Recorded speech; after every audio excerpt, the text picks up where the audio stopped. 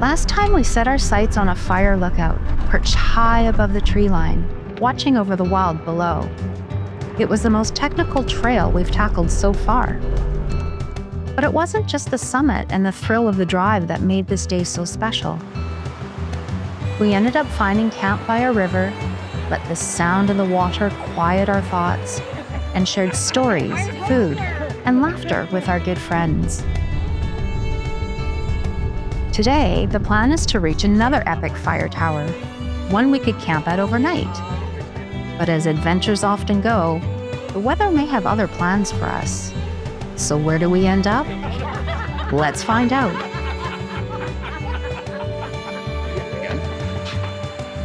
Powering off.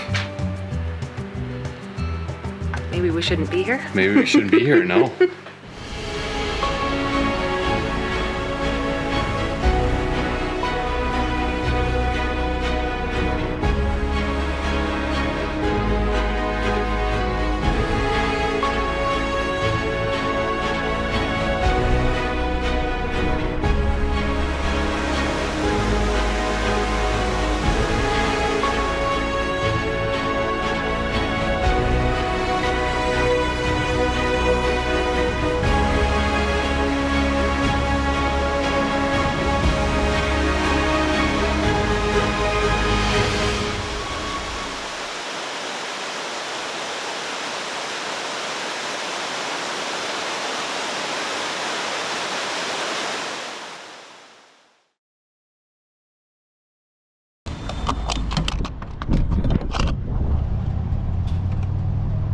We got all our things done that we need to get done. Yeah. We skipped the cleaning the vehicle part. Yeah. That would take too long.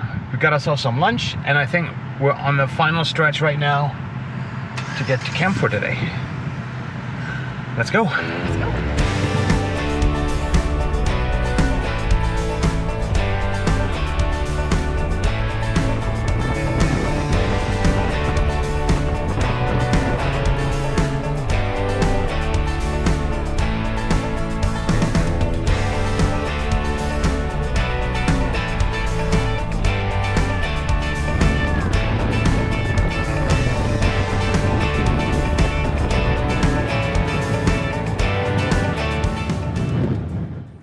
I just saw a thunderstorm warning. I don't like to be at the top. No, that's not a smart move, no. Definitely wouldn't want to been on top of that mountain No, when we started it. Right? So, It's not worth it because we'd be the tallest things out there. Yeah. Do we want to go in a pub and talk it over? Is there a pub in Castle? Because now this road basically, where we were going to go off to the lookout, yeah. this is the road that's going to take us towards Sandon now. Okay. Right? New Denver, basically. Yeah. New Denver, Trout Lake, stuff like that. But there's not a lot of camping the more you go that way. Okay. According to the map book, I didn't see much for camping. Just had another change of plans here from what we were supposed to be doing. We just pulled over in the small town of Caslow, and we were supposed to be going up a mountain towards a fire tower, and that would have been up at almost 7,000 feet. But Walter and Joanne, they checked the forecast, and apparently we've got thunder and lightning happening. So being exposed up at 7,000 feet is not something we're going to do. So as the weather is deteriorating a little bit with the rain, we're just going to drive along and see what we're going to find along the way. And if we find something, we're probably going to stop there and make camp.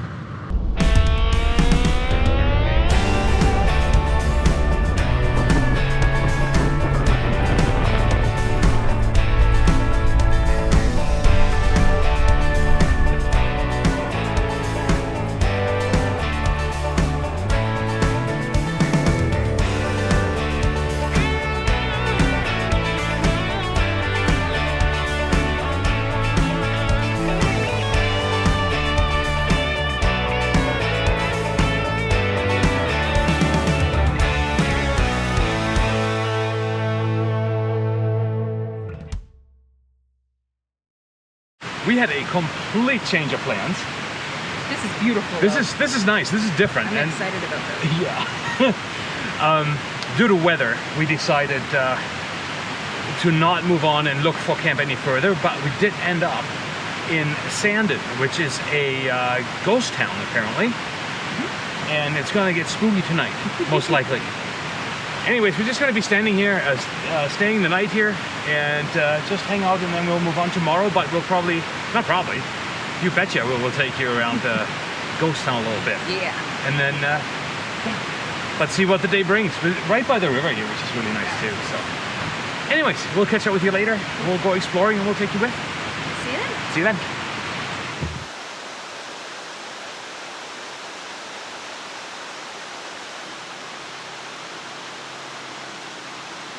It didn't take long after setting up camp in this ghost city for the first ghost stories to come alive in full swing. So I was standing next to the pit toilets right there to the right, taking pictures up to the mountain. And then there's a river running in the background and everything. And I thought I heard something, and it sounded like a singing, but it was like just faint. You could barely hear it, but there was something. It's like something was in my head. So it was singing, girls. So okay, forget about it. Like, okay, just take more pictures and film something. Did that for a minute, and then I hear that again. I was like, you gotta be kidding. This is weird. So what's going on? So then I listened. I stopped everything and I just listened to that. And I kept going, and I kept going, and I kept going. Next thing you know, out of the pit toilet, 2 little girls come out.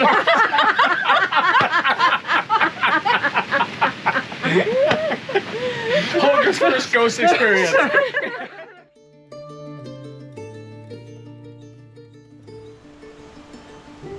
Welcome to Sandon, British Columbia, a forgotten town tucked deep in the Selkirk Mountains, where the past lingers in every creaking board and rusted nail.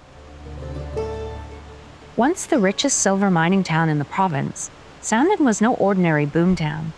In fact, it was the first town in all of British Columbia to have electricity, lit up even before Vancouver. Incorporated as a city on January 1st, 1898, Sandon entered the new year with silver in its veins and wild ambition in its heart. At its peak, this remote mountain settlement was home to over 5,000 people. Each day, 2 trains rumbled into Sandon, loaded with people, supplies, and silver ore. The streets buzzed with activity. There were 29 hotels, countless saloons, and just as many brothels. For every drink poured, there was a deal struck or a secret kept. There was also an opera house, a hospital, 2 newspapers, and enough drama to fill them both daily. Sandon wasn't just a mining town. It was a full-blown city carved into the side of a mountain. But as with so many places built on gold, or in this case silver, the glory didn't last. Fires, floods, landslides, and the collapse of the silver market swept through like ghosts of their own, leaving behind empty buildings and faded memories. Today, only a handful of those buildings remain, silent but not forgotten. The old city hall still stands, scarred but defiant, and lining the streets are rows of vintage Vancouver trolley buses, oddly placed, yet strangely fitting in this time-warped town. Inside the Sandon Museum, time stands still. Mining tools, original photographs, and artifacts from everyday life tell the story of a city that rose fast and burned bright before vanishing into history.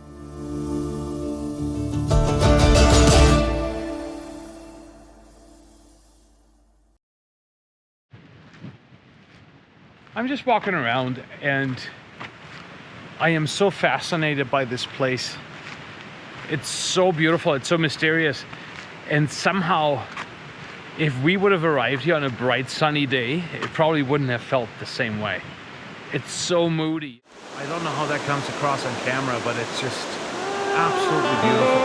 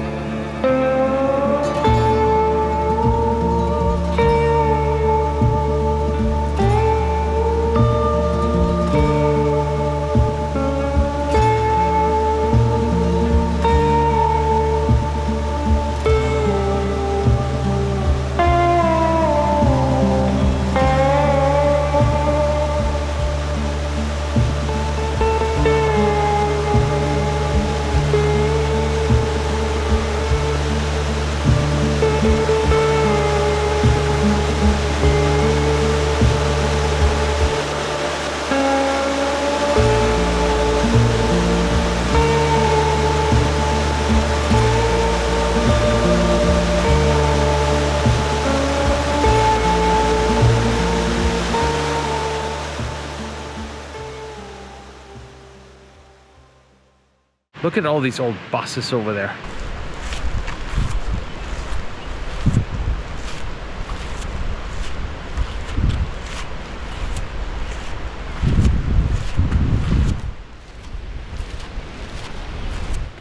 Incredible. Then there's the train right here, and this beautiful machine's been here since 1926 to 1928. I just read that on a sign over there. Look how beautiful this is. Just stunning.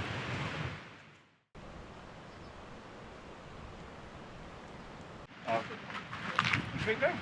Oh, it's right there. Yeah. Up to be, it became Canada's richest mine, which was the Slocan Star, and Slocan Star was the builders of the beautiful powerhouse and everything. As I was done talking just now about the locomotive that was there, Michelle and Walter were coming my way, and it turns out Hal, who is the actual owner of this ghost town, started to give us a private little history lesson of Sandon. And that was one of the most incredible things just to be part of. But by 1910, Sandon was down to 150 people remaining in this big empty ghost city. Wow. Full of big buildings and everything. And things were pretty dire. Most of the mines were closed. With that said, that could be a whole separate video. So we will not be showing the whole thing right now because it is about 20 minutes. What we will do is we will be making a completely separate video of the history here of Sandon as told by Hal, the owner of this ghost town here in Sandon. And we will let you know when that's going to come out. That was a fantastic experience. The whole day, this whole Plan B thing today was incredible. Yeah, I'm without words. I'm gonna go back to everyone else, join them by the fire. It stopped raining for the moment, and we'll catch up with you later.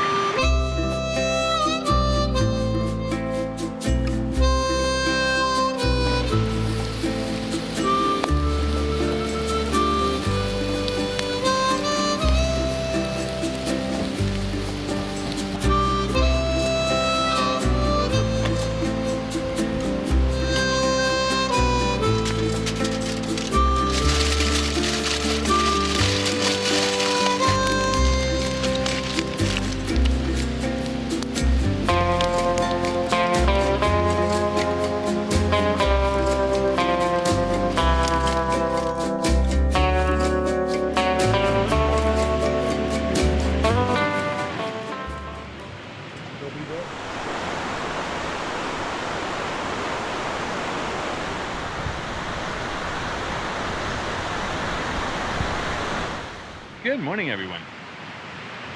Well, that was another great day yesterday. We're having a little bit of a slower start in the morning today, just because we just want to check a few more things out here, and we have to determine what we're actually going to do today. As of now, that is not quite clear yet. We might just stay another night here, but everyone else over there is probably discussing it. In the meantime, the slower start gives me the opportunity to, you know, do some things that are necessary, back up some footage and stuff, so that nothing gets lost. And yeah, I guess we'll find out where the day's gonna take us. Wherever it's gonna take us, we'll find out. We'll see you later.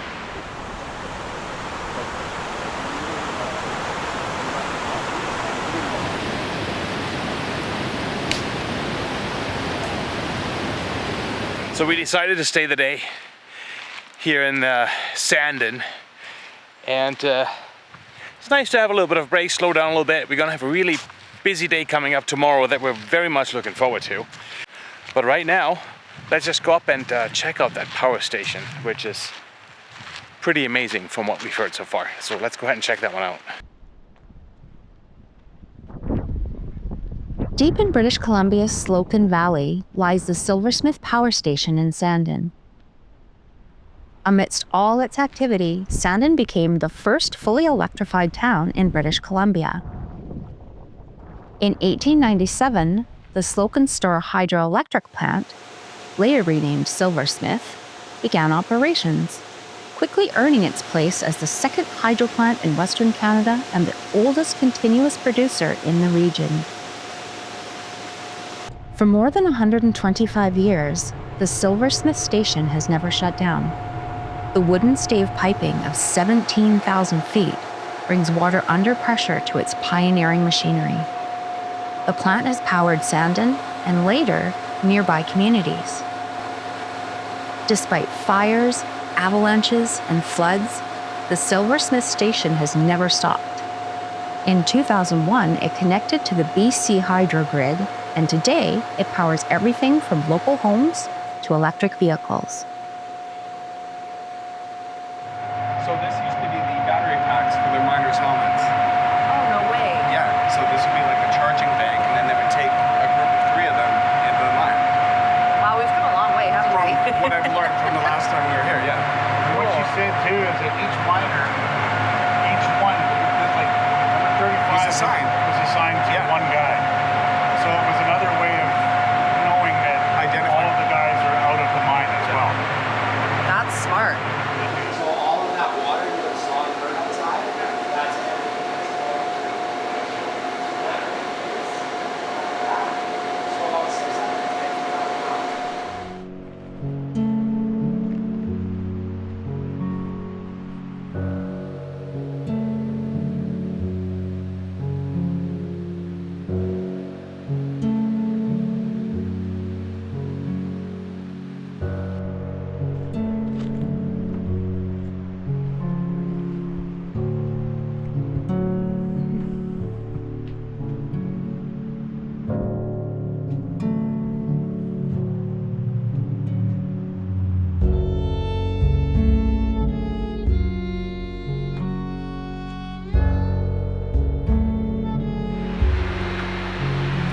Same spot 3 times, starting from a different point. What happened? It's as soon as I get to the corner there and turn, it's powering off. I put it back on, it's at 60%. Let's say do this, I go around the corner and it's powering off. Did it 3 times now.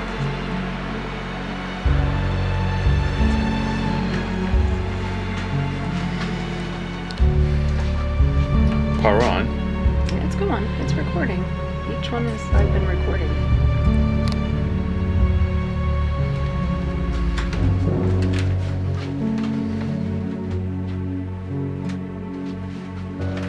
That's weird. Nope. Battery's at 60%. Yep. I don't know if that came across on camera. Hopefully it did. Back Powering on. it on. We are at 63%. 63%, fair enough.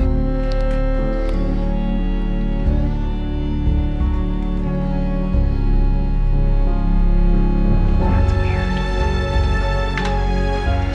GoPros have their issues. Nope. Yeah, they do. Again. Powering off.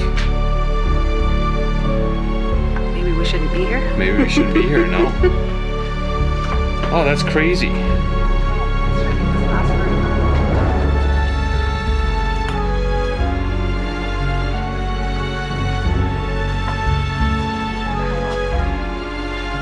Leaving.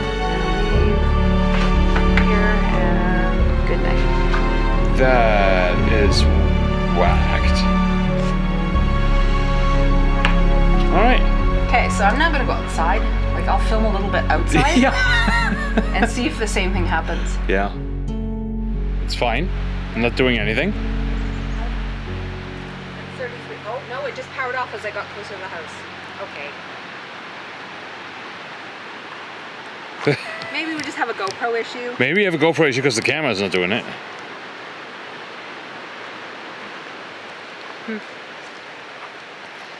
That is very curious though. You know, us being in a ghost town and all. So Once we leave down this hill and go out, I'll try again and see if it does it. There's, I don't know. That's, huh. And there's supposed to be a full moon tonight. Yeah. Okay, we're turning the GoPro back on now that we're walking back down the hill. And of course, this may very well be a GoPro issue. Could be. But it's just a really weird coincidence that it keeps turning off the closer we get to that cabin. When we were in the cab, when I was in the cabin, that's the least. I got like 7 seconds of footage, 13 seconds. I have to look at it again. 9 seconds, 17 seconds.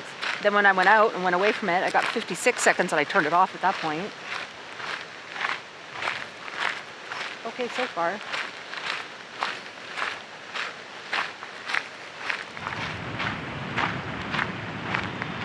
That's actually quite pretty. That is. 46 seconds.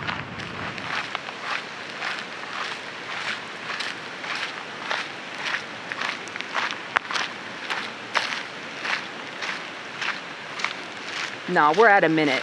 We're fine. We're fine now. That was something up there. Yeah. Alrighty then, it's going to be a fun night. GoPro is going to turn off any moment. Right there you go. Right there. Turns off right there. The closer you get to the cabin, the GoPro turns off. Whoa. So did you say you went in the cabin? Oh yeah. In the cabin. That's when it started, as soon as I got in the cabin. All right. After we returned to camp, we told the story to Walter and Joanne and Brian. So cool. And now, to prove it, or to get proof at least, we're taking a completely different GoPro with us and see if it's going to do the same thing, or if it's just a GoPro thing. Only proof it's an experiment. It's an experiment. We're being scientific. Oh, science. Let's go. We are science. We are science.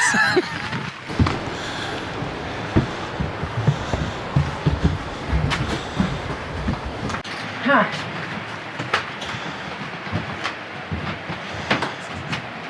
Oh, nothing. Nothing. Okay, now what we got to do, Just get Michelle back in you got to come back in. with your GoPro. Yeah. See if it does it again. Yeah. Nothing. I think them doing it together doesn't prove that what happened with Michelle didn't happen. But So that again.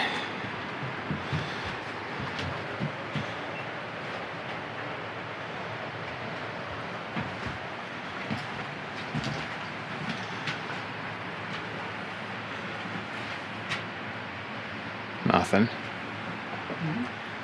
Yep. There we go. It turned. It shut off. holy mackerel. So the consensus is clearly it's got something to do with our GoPro, but I don't know. it did work perfectly fine when we were down at camp, and it did not shut itself off. I wouldn't say consensus is. The only time it's not working is in the cabin. It's in the cabin. It's the only time it's not working, or just until you get to about the spot where we're at right now, roughly. That's when our GoPro starts working. Your guys's has got no issues. Even Ghost might nothing do with it. Maybe it's just But I totally believe what's going on there is something weird. suspect. Kind of, Something weird. a little sus. Because you guys have been using this for the last 2 days. Yeah, and no Nothing's issues. happened. No. Right? No. You got there, and this is where the issue happened. Yeah. Sorry for disturbing you, sir. Sorry for disturbing you. Yeah, we'll be going back down to camp now. Please do not follow us. No? Stay where you're at. Okay, that was an interesting experiment. We just had to try it out and see what's going to happen. Michelle's making dinner. And what do you think, since this happened to you when you were carrying the GoPro? I'm not going to negate that there isn't something paranormal going on there. It could be a GoPro issue. Could be paranormal activity. I don't know. Let me know what you think. Anyways, we're leaving it at that for tonight. Michelle's just preparing dinner. We're just having chicken souvlaki. And that's all. But we're not going to bore you with that tonight. We will say goodnight, and we will see you again tomorrow morning. We'll see you in the morning. Bye.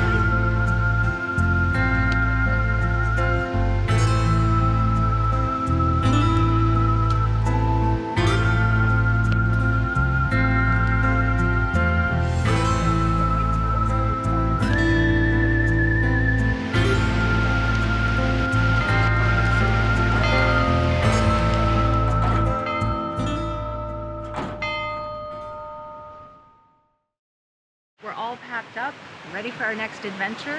This has been awesome. That was awesome, and quite Yeah. frankly, we could probably stay another night here and explore more. More than that. More than- There's yeah. so much to see in this ghost city. And it's probably worth mentioning that this is being maintained by donations and not for profit. So whatever they get from, whatever income they get from the camping and donations will go towards restoring this ghost town. So if you are in the Sandon area, highly recommend that you stop by here and say hello. 100%. We are now on to something completely different. And quite frankly, it's got me a little bit nervous, but You'll be fine. I'll be fine, but we will show you where that's going to be next week. We'll see you next week. See you next week. Bye. Bye.